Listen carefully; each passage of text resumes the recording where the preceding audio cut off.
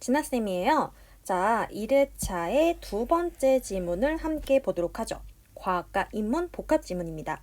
근데 이 지문이 처음에 나왔을 때요, 문제를 푸는 학생들은 굉장히 당황했어요. 왜냐면 보통은 과학이 좀 강하다 싶으면 인문이 약하고, 인문이 좀 강하다 싶으면은 과학 지문이 좀 약하더라고요. 근데 이건 두 개를 복합해놨잖아요. 그래서 1차 당황. 그리고 지문이 너무 길죠. 너무 길어서 지문을 읽고 문제로 갔을 때에는 이미 지문의 내용이 기억이 나지 않아요. 그러다 보니까 학생들이 문제마다 왔다 갔다 왔다 갔다 왔다 갔다. 근데 그럼 알죠? 막 시간은 점점 흘러가고 막 초조해지면은 막 글은 눈에 안 들어오고 총체적 난국이라고 하죠. 그래서 굉장히 학생들을 좀 당황하게 했던 지문이었습니다. 이 지문을 살펴볼 건데, 여러분들 이렇게 지문의 길이가 긴 지문 같은 경우는 사실 문제 키워드를 먼저 보는 것도 하나의 방법이긴 해요. 그래서 문제 키워드를 체크를 하고 지문에 왔을 때 그 키워드가 나오는 설명을 읽고 바로 그 문제를 해결하러 가는 거죠. 다만 이런 전략적인 부분보다는 지금은 지문 읽기, 지문 독해 자체에 초점을 둘 거예요. 왜냐면 전략이라는 것도 기본적으로 독해력이 바탕이 되어야지만 짤 수 있는 거기 때문에, 그래서 1차적으로 우리는 독해력을 기른다라고 하는 거 생각을 해주시고, 자, 지문을 온전하게 어떻게 하면 정확하게 독해할 수 있는가라고 하는 걸 볼 겁니다. 그러기에 앞서서 여러분들은 뭘 하셔야겠어요?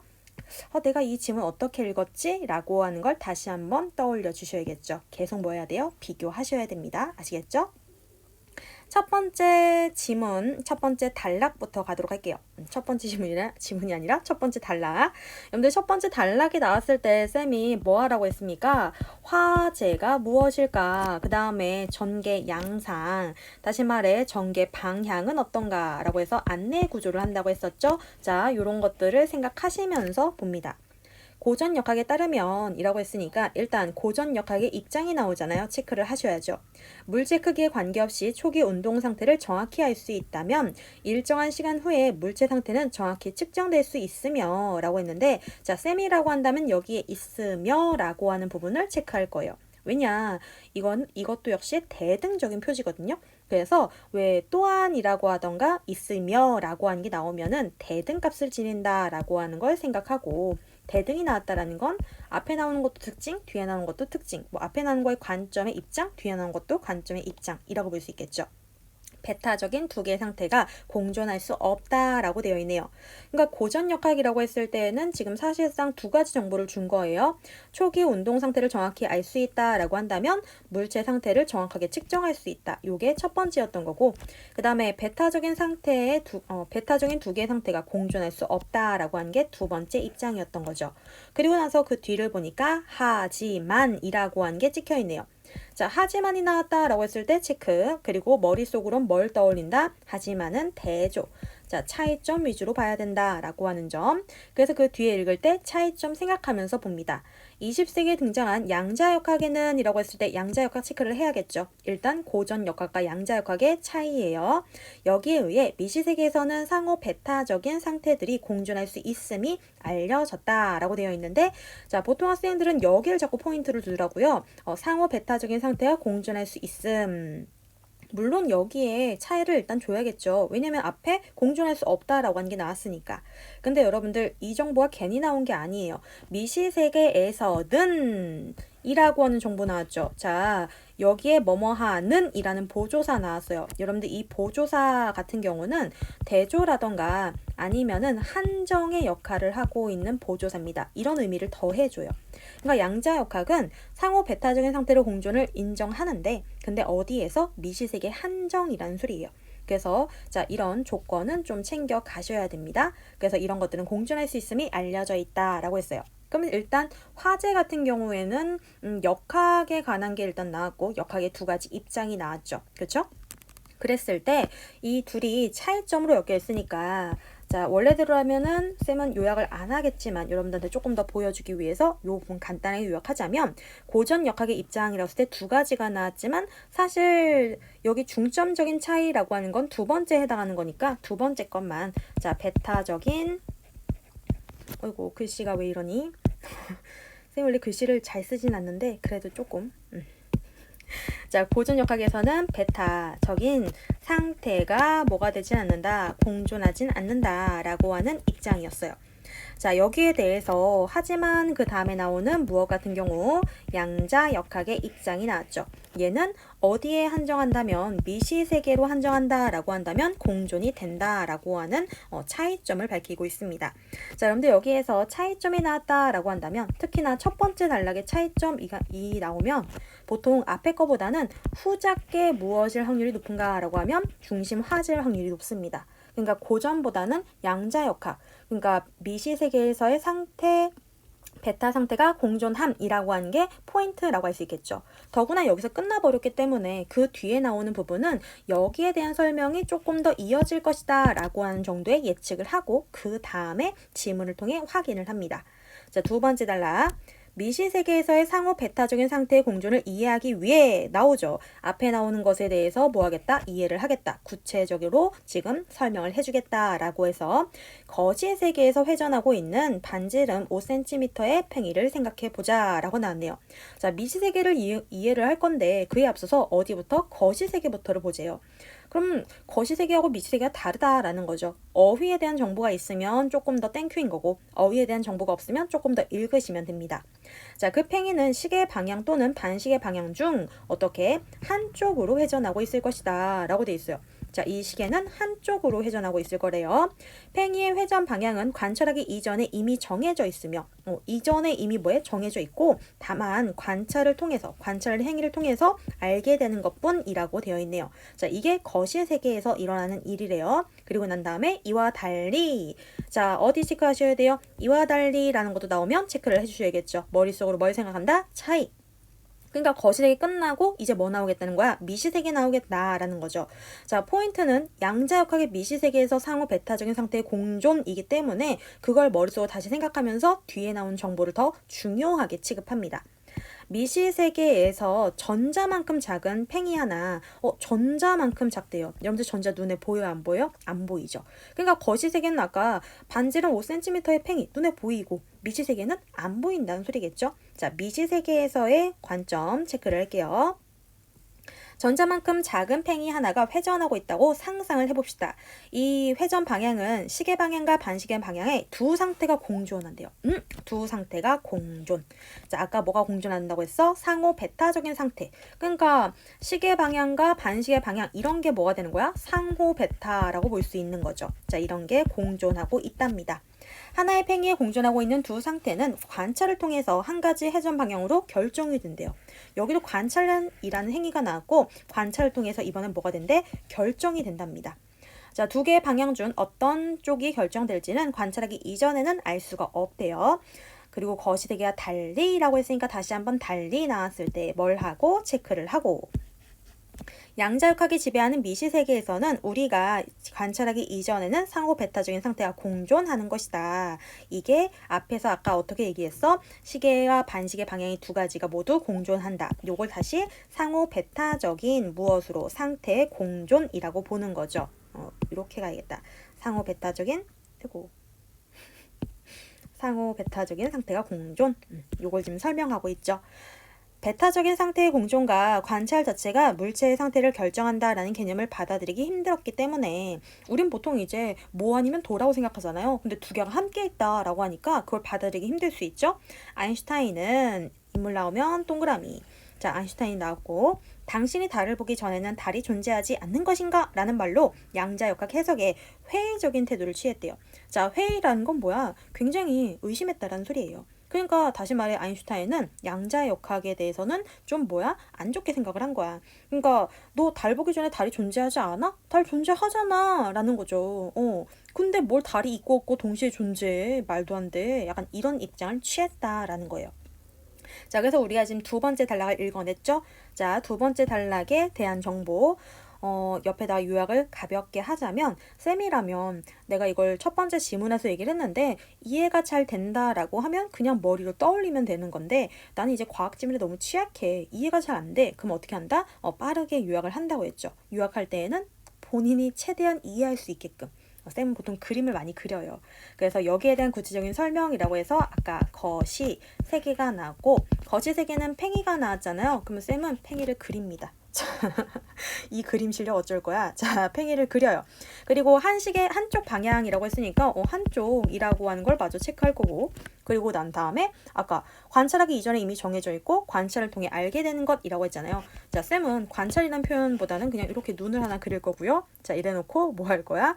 이걸 통해서 지금 알게 된다. 어느 한쪽으로 정해지는지 이게 정해진다, 알게 된다 라고 했으니까 이렇게 지금 쌤은 써놓을 거예요. 정해지는 게 아니죠. 알게 된다 라고 했으니까. 자, 이와 달리 라고 하는 부분에서 다시 한번 미시.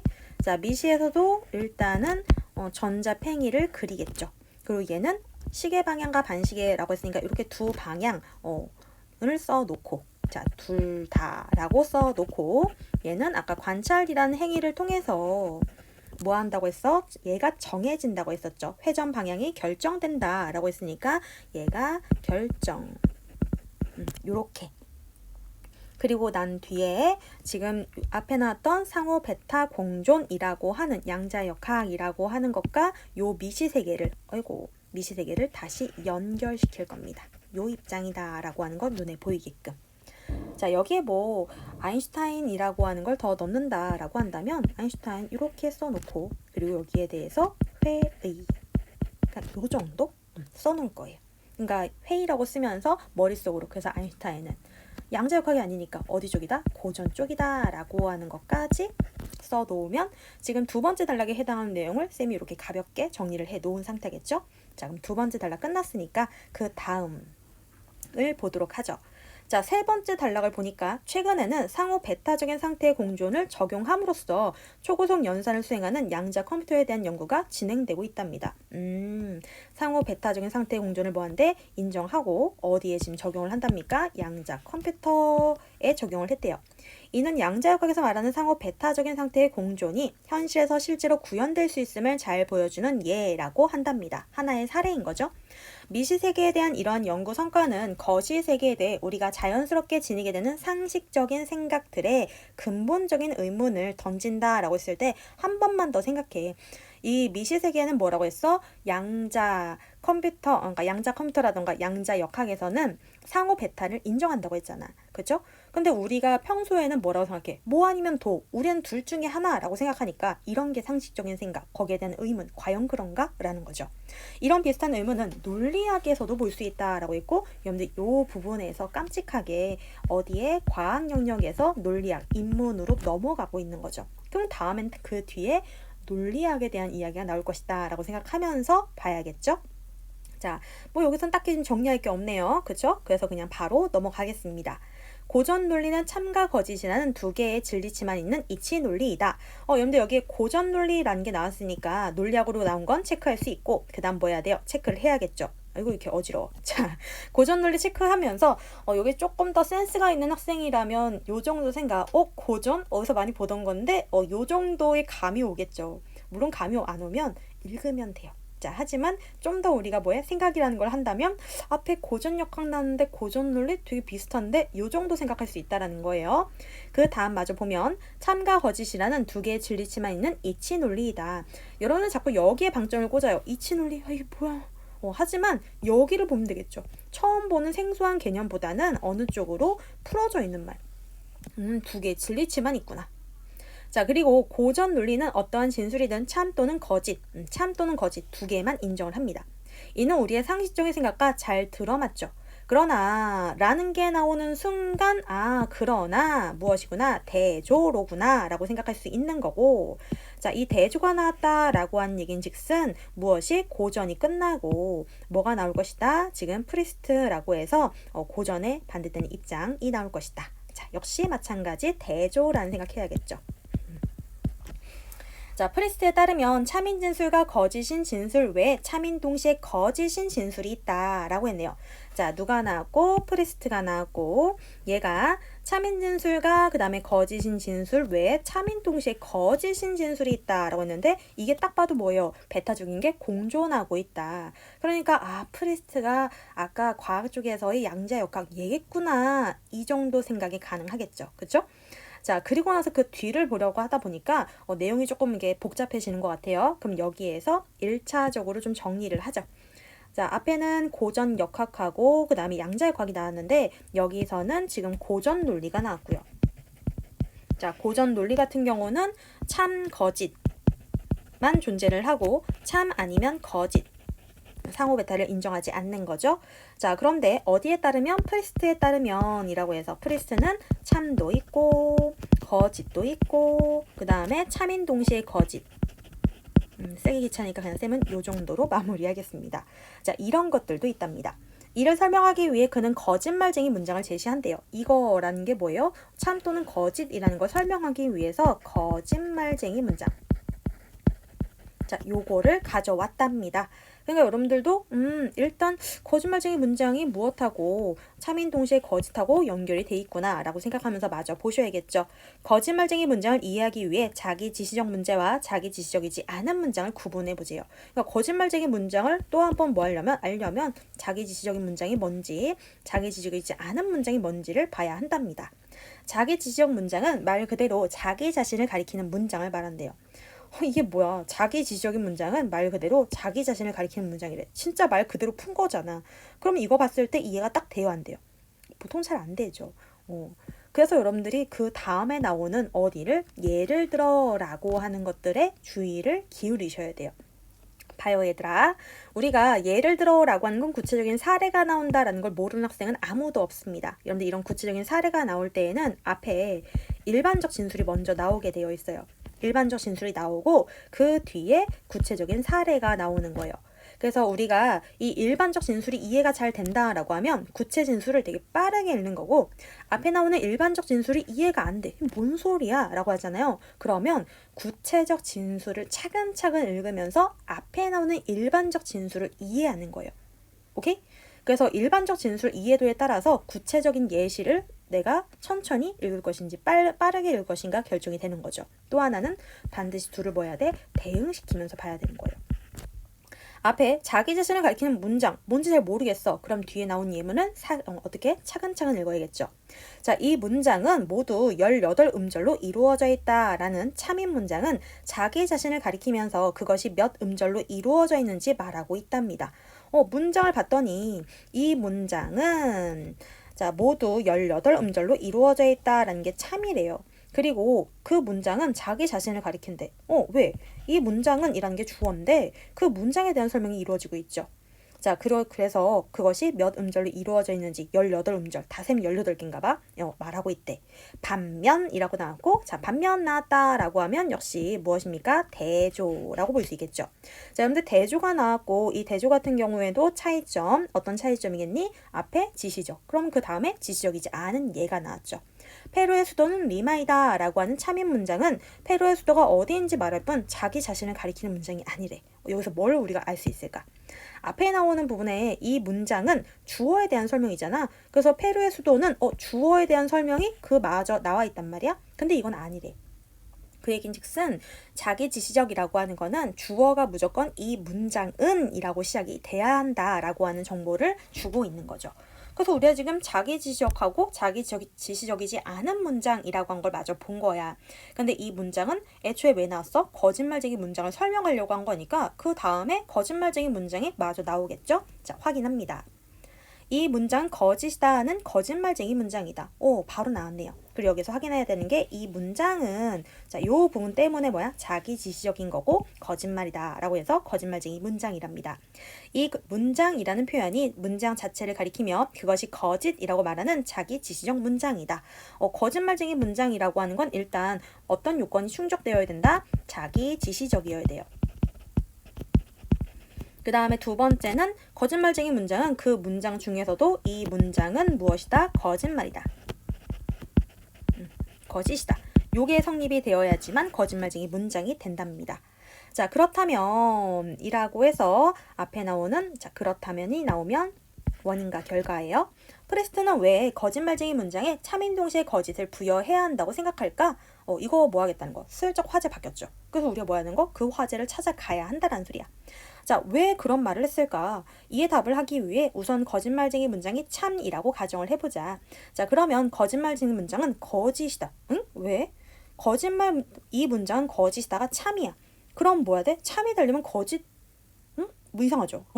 그쵸? 그래서 그 뒤에 왜냐하면 거짓말쟁이 문장은 자기 자신을 가리키며 그것이 거짓이라고 말하는 문장이니까 참이 되면은 거짓이 돼버리는 거죠. 자, 반면 이라고 되어 있고 여기 왜 먼저 체크되어 있죠? 이거는 사실 두 번째 촬영이기 때문이에요.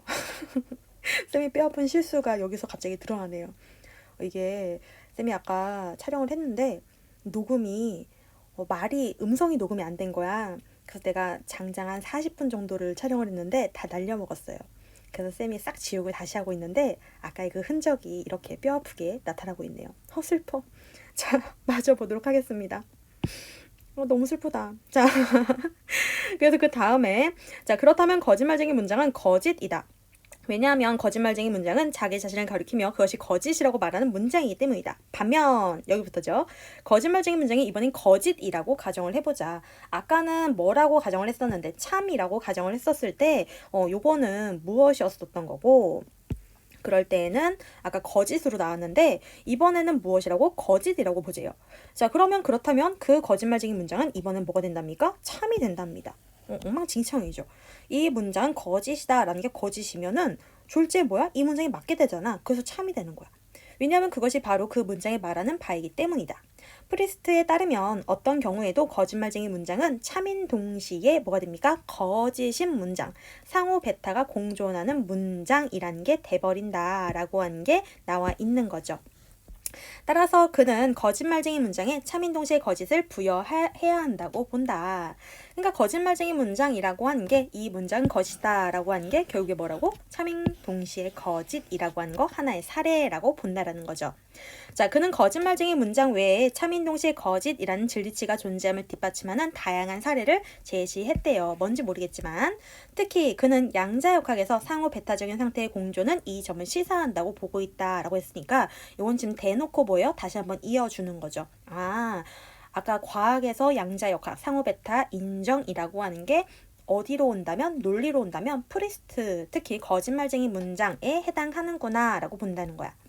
자, 그래서 지금 여기까지 읽었고 그 다음 고전 논리에서는 참인 동시에 거짓인 진리치를 지닌 문장을 다룰 수 없기 때문에 프리스트는 그것도 다룰 수 있는 비고전 논리 중에 하나인 LP를 제시했답니다. 자, 그래서 비고전 논리 LP가 나왔어요. 그런데가 무엇입니까? 화제 전환이라고 볼 수 있겠죠. 자, 쌤이 여기서 그러나와는 좀 차이가 있다고 했어요. 왜? 그러나라는 건 대조이지만 그런데라고 하는 건 그냥 화제가 바뀌기만 해도 충분하기 때문에 자, LP에서는 직관적으로 호소할 수 있는 몇몇 추론 규칙이 성립하지 않는다라고 돼 있어요. 여러분들 이 말을 딱 봤을 때 이거 뭔지 알겠어. 바로 파악이 가능하면 참 땡큐인 거고 이거 내가 파악을 못했어. 그러면 그냥 인정하세요. LP는 뭔지 모르겠지만 직관적으로 호소할 수 있는 몇몇 규칙이 성립되지 않는구나. 그냥 가면 돼요. 자, 정건 긍정 규칙을 예로 들어 생각해보자 라는 게 나왔고 이것도 마찬가지. 정건 긍정 규칙 처음 들었어. 그쵸? 그러면 이게 뭔지 몰라. 근데 이게 왜 나왔니? 앞에 직관적으로 호소할 수 있는 몇몇 추론 규칙이라고 하는 게 성립되지 않는다라는 걸 예로 들어서 정건 긍정 규칙이 나왔으니까 정건 긍정 규칙이라고 하는 게 직관적으로 호소할 수 있는 몇몇 추론 규칙이구나. 요 정도 생각하면 되겠죠. 그리고 얘가 예로 들겠다라는 건 어떤 사례인 거야? 성립하지 않는다. 아까 LP에서 성립하지 않는다라고 하는 것에 예라고 하는 거, 사례라고 하는 거 그거 생각하면서 그 뒤 앞이 이해 안 됐으니까 잘 차근차근 읽으면서 생각을 하면 되겠죠? 고전 논리에서는 정건 긍정 규칙이 성립을 한대요. 근데 LP는 안 한다라는 게 포인트가 되겠죠. 자, 이는 P면 Q이다 라는 조건문과 그것의 정건인 P가 참이라면 이라고 했는데 자, 여러분들 이런 거 나왔을 때 복잡해질 것 같으면 빠르게 뭐합니까? 정리합니다. 특히나 우리가 P면 Q이다 조건문 이런 표현 잘 안 쓰잖아요. 그래서 쌤이라고 한다면 그냥 빠르게 조건문이라고 했을 때 얘가 무엇이다? P이면 무엇이다? Q이다. 재빠르게 쓸 겁니다. 자, 그리고 나서 그것의 정건인 P가 라고 했을 때 얘를 정건이라고 얘기하는구나. 그 다음에 그것의 후건인 Q라고 했으니까 얘를 후건이라고 하는구나. 체크하는 거죠. 자, 그랬을 때 그 조건문과 그것의 정건인 P가 참이라고 한다면 이라고 했으니까 자, 조건문이 참. 그 다음에 P가 참이라고 한다면 후건인 Q도 반드시 참이 되는 게 어디라는 거야? 고전이라는 거죠. 아까 고전에서는 뭐 한다고 했으니까 성립을 한다라고 했으니까 자, 여기는 고전이었고요. 성립을 하는 걸 확인할 수 있었어요.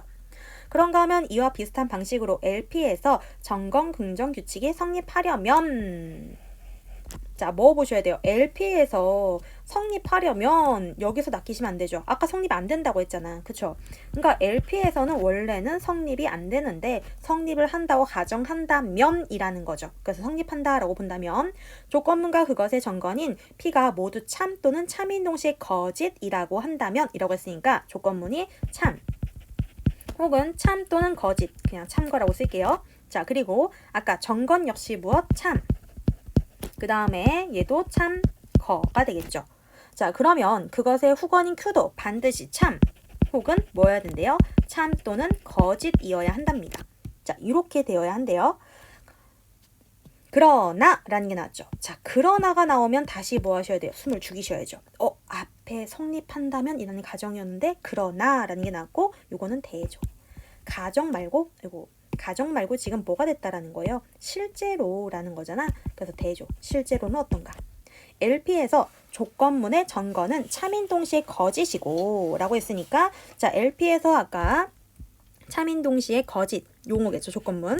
그리고 나서 무언 역시 후건은 거짓인 경우. 자, 후건이 무엇이래요? 거짓이래. 그러니까 얘가 거짓 이라고 하면은 조건문과 정건은 모두 참인 동시에 거짓. 참인 동시에 거짓인데 후건은 거짓이 된답니다. 자, 비록 정건 규칙이 성립하진 않지만 그래서 이 부분 때문에 성립되지 않는구나 라는 걸 우리가 알 수가 있다라는 거예요. 자, 그리고 여기에서 이제 하나 높아지면서 말씀을 드리자면 여러분들 선배들이 문제를 풀 때 이 부분에서 멈칫했어요. 왜 멈칫했게요? 이거 이해하려고. 아니, 조건문이 참인 동시에 거짓이고 정건이 참인 동시에 거짓인데 후건이 거짓이라는 거야. 왜 거짓이지? 라고 하는 걸 본인이 생각을 해보려고 한 거야. 나름 이해를 해보려고 한 거죠. 그러면서 시간이 딜레이 됐고요. 그리고 쓸데없는 짓을 한 거예요. 왜냐? 이걸 왜 이해해? 얘들 우리가 평소에 LP라고 하는 것들이 일상적이지 않아요. 이거 전문적이죠. 그쵸? 전문적인 걸 일상생활에서 우리가 쓰지도 않는 거 주어진 정보를 줬으면 그냥 그대로 수긍을 하면 되는데 여기서 이거 왜? 여기서 의문을 느끼면서 왜 그러는 건데? 이상한데? 라고 생각하면서 파고들면 이제 이거 완전 뭐 하는 거? 엇나가는 거예요. 완전 쓸모없는 짓. 자, 여러분들 모르는 거 전문적인 내용 그러하다 쓰여 있으면 그러하다고 믿으세요. 이런 정보는 의심하는 게 아니야. 알겠죠? 그래서 참인 동시에 거짓, 참인 동시에 거짓, 얘는 거짓. 왜인지 모르겠지만 거짓. 그래서 성립하지 않는구나. 그냥 이 진술을 그대로 받아들이시면 됩니다. 자, 그래서 정건 긍정 규칙이 성립하지 않는데요. LP는 고전 논리에 대한 근본적인 의문들의 답을 하기 위한 하나의 시도로서 의의가 있다라고 했으니까 자, 이러한 것이 성립하지 않는 건 일종의 한계라고 볼 수 있을 건데 이것도 역시 뭐야? 하지만이라고 볼 수 있는 거니까 이런 한계를 지니지만 그럼에도 불구하고 LP는 고전 논리에 대한 근본적 의문이라고 하는 게 상호 베타 과연 존재하지 않을까? 뭐 이런 거죠. 그런 것들에 대해 답을 하기 위한 하나의 시도로 의의가 있구나. 맨 끝에 의의 얘기하면서 끝났구나 라는 것 정도 잡으면 됩니다. 자, 그래서 긴 지문을 읽어왔어요. 근데 이게 긴 지문을 읽었을 때 머릿속으로 대략적으로 뭔가 큰 틀은 좀 주어져야 돼요. 가령 지금 이렇게 지문을 읽었잖아요. 이렇게 됐을 때 아까 첫 번째 지문에서 우리가 뭐 정도 앞에는 고전역학과 양자역학이 나왔는데 그 차이로 상호 베타 공존이 안 되는가 되는가가 나왔지.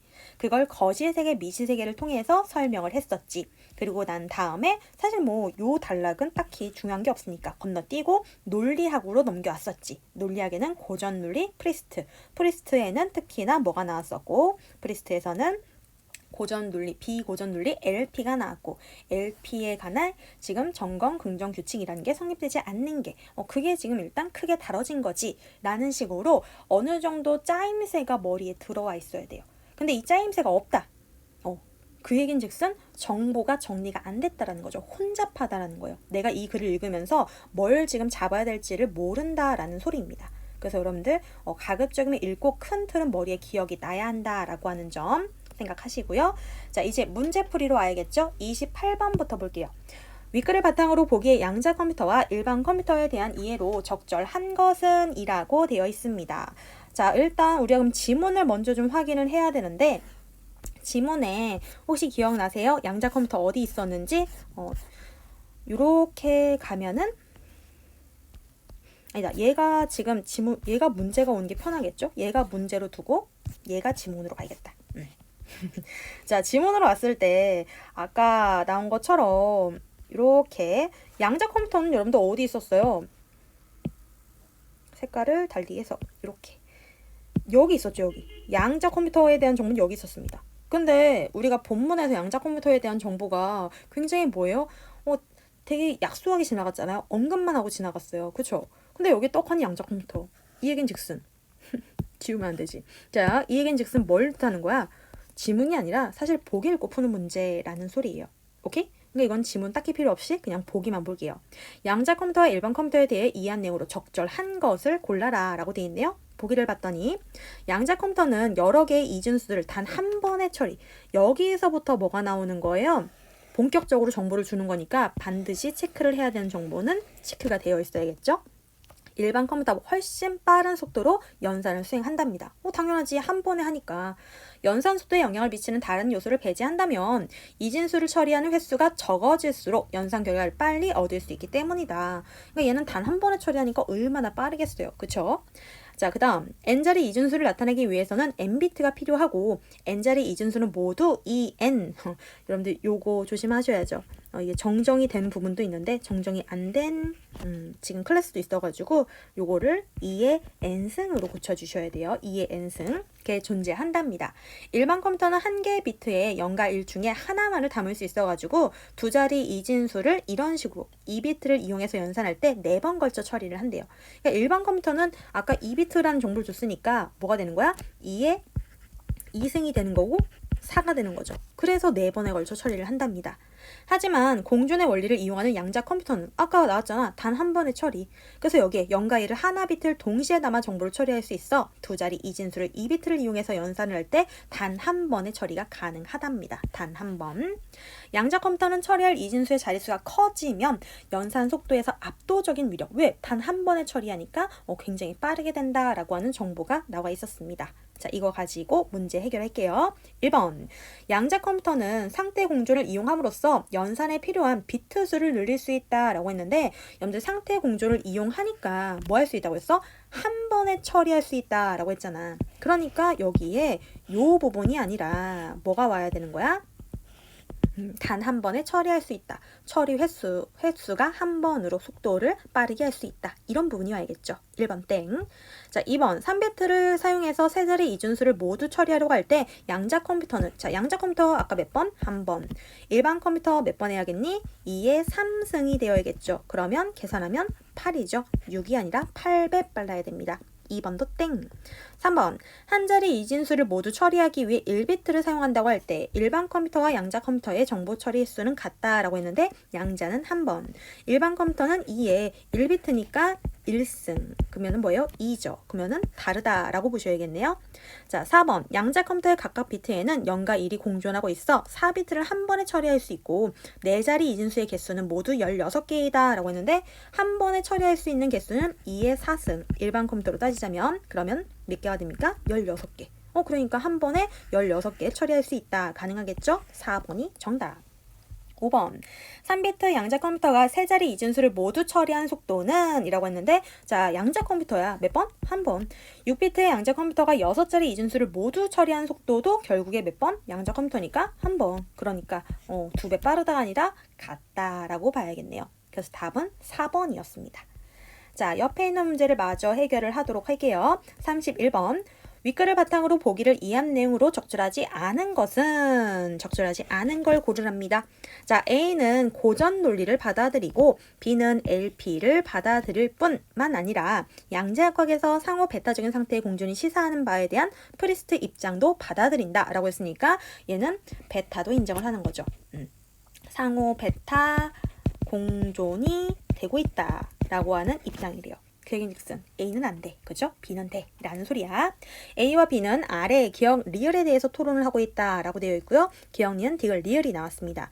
보통 이걸 읽을 때 학생들이 자꾸 여기에만 X라는 상태, 베타적인 상태, 시계 방향, 반시계, 얘네들 상호 베타적이구나 요것만 잡는데 사실 여러분들 요 정도도 잡으셔야 돼요. 여기 얘가 지금 괜히 이렇게 나온 게 아니죠. 우리가 아까 1단락에서 요 부분에 대한 설명, 1단락에는 두 번째 단락 거시 세계에서 뭐가 나왔고 반지름 이 팽이가 나왔고 미시 세계에서 전자만큼 장인 팽이가 나왔죠. 여러분들 이 정보 가져오는 거예요. 그래서 전자 2라고 하는 거는 어느 세계? 얘가 미시 세계라는 거고 그리고 반지름 요 정도 같은 경우는 거시 세계이다 라는 거죠. 그래서 요걸 가지고 문제를 해결하는 거예요. 자, 그러면 요걸 놓고 봤을 때 1번 A는 고전 논리야. 기억의 참이 아니라면 거짓이고 참 거짓 외에 다른 진리치를 가질 수 없다. 고전 논리는 무조건 뭐예요? 둘 중에 하나라고 하는 거니까 이건 가능하겠죠. 자, B라고 하는 건 비고전 논리예요. 기억이라고 했을 때 미시세계, 참인 동시에 거짓이 있다고 주장하지만 디귿은 참이 아니면 거짓이라고 주장할 겁니다. 왜? 여기서 이걸 놓치는 학생들은 이 부분을 놓치는 학생들이에요. 지금 여기에 이 부분 있죠. 미시세계에서는 이 부분이요. 아까 양자역학에 의해서 미시세계에선 상호 베타적인 상태들이 공존할 수 있음이라고 하는 건 미시세계 한정이라고 했잖아요. 그러니까 양자역학이라고 할지라도 거시세계에서는 뭐 하는 거야? 입장 표명이 고전 논리랑 똑같다라는 소리예요. 오케이? 그래서 이것도 가능합니다. 자, 3번 A와 B는 모두 디귿이 참일 때 디귿은 거시니까 리을도 참이 되는 게 불가능하다고 주장을 하겠죠. 어디? 거시에서는 입장이 같아요. 이것도 맞습니다. 4번 A는 B와 달리 니은이 참인 동시에 거짓이 될 수 없다고 주장할 것이다. 니은 미시세계인 거고요. 어쨌든 고전은 뭐 아니면 도, 그렇죠? 둘 중에 하나만인 거니까 이것도 가능하겠죠. 자, B는 A와 달리라고 돼 있고 자, 이 리을은 무슨 세계? 거시세계. 거시세계는 입장이 뭐하다? 같다. 그죠? 그래서 A 이때 B라고 하는 LP라고 할지라도 A와 다르게가 아니라 A와 같이 리을이 참 아니면 참인 동시에 거짓이라고 주장을 할 수가 없죠. 둘 중에 하나이다 라고 얘기를 할 것이다 라고 해서 답 몇 번? 5번입니다. 자, 그래서 우리가 지금 여기 두 문제까지 해결을 한 상태고요. 이로써 1주차에 해당하는 지문이 모두 끝이 난 상태죠. 와! 자, 1주차 지문을 봤는데 여러분들 어떻게 도움을 많이 받아본 것 같아요?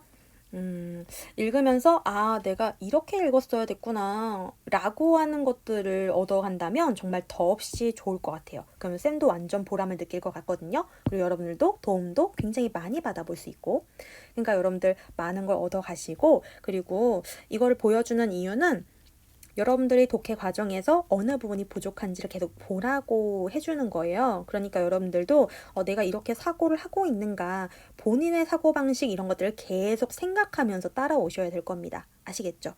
자, 우리는 어디에서 2주차에 해당하는 과제에서 다시 만나도록 할 겁니다. 여러분들 2주차 과제도 열심히 해오시고요. 우리는 그때 보도록 할게요. 다음 시간까지 안녕!